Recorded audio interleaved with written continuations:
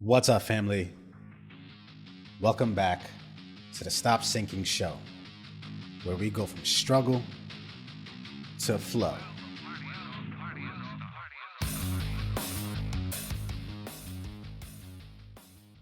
It goes without saying, any bit of mindfulness that you incorporate in your life is helpful.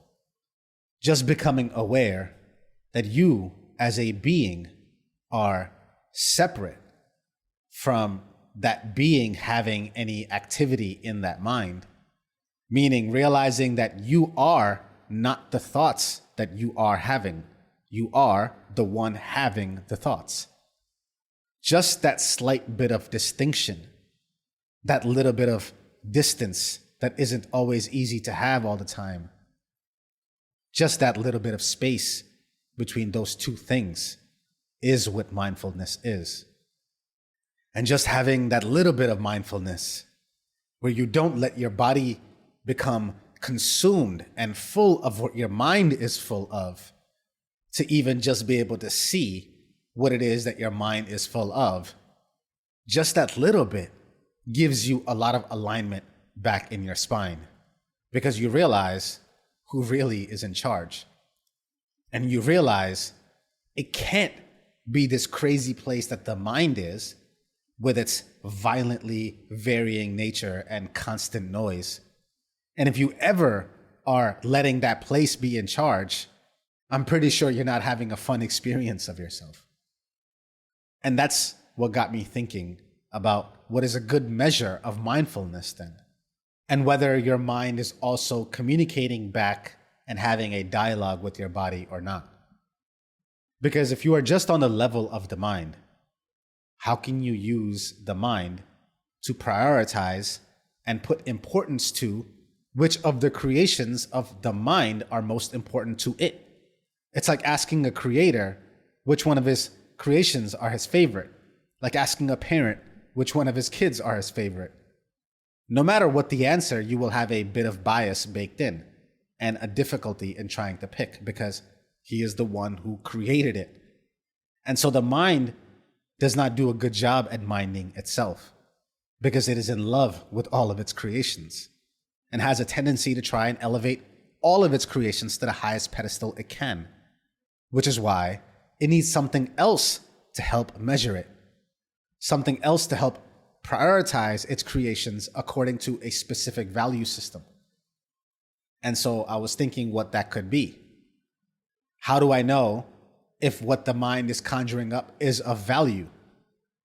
And of course, if it's not the mind we look to, it's time to check in with the body.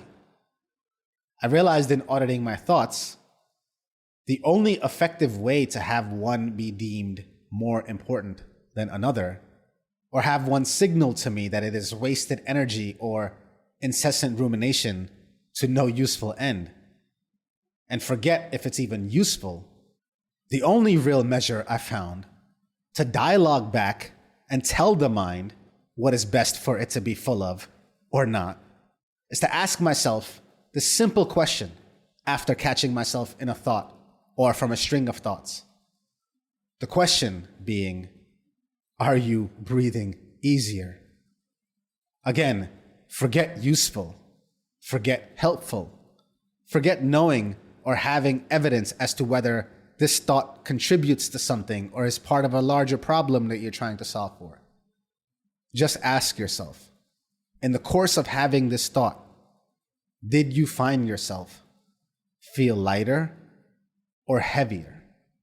Do you feel your chest get tighter or larger? Do you want to now lean in or lean back? Do you literally feel that it's easier to breathe from going down this thought pattern? Or does the consequence of it leave you feeling like something is sitting on your chest, suffocating the life out of you? That's all the measure I need to communicate back with my mind and guide it to the kinds of thoughts that are worth having, and away from the ones that you can probably try and have less of. Now, the mind won't just comply and just stop having those thoughts because you identified them. I find myself through the same thought loops all the time, same ugly feeling thoughts that I clearly keep having to stop the progress in the middle of and be like, yo, how's this feeling right now? And then I redirect. It's not a one-time awareness thing. Just like you can't sit for meditation and shoo away all of your thoughts. The whole practice of meditation, of mindfulness, is just to keep track of the monkey mind, to see when it goes off again, and then to redirect it again and again, without judgment or harshness. Sometimes just labeling it for what it is, like when you catch yourself thinking when you're trying to silence your mind in meditation, just something as simple as recognizing the thinking and saying, thinking, or maybe recognizing the emotion it's loading you with and saying, anger, frustration, fear, validation. And then, once you recognize, label, ask yourself again, are you breathing easier? And if the thoughts the mind keeps conjuring up makes your breathing harder, you really got to ask yourself, does it really want you to live? I love you, family. Stay true always. I see you on the next show.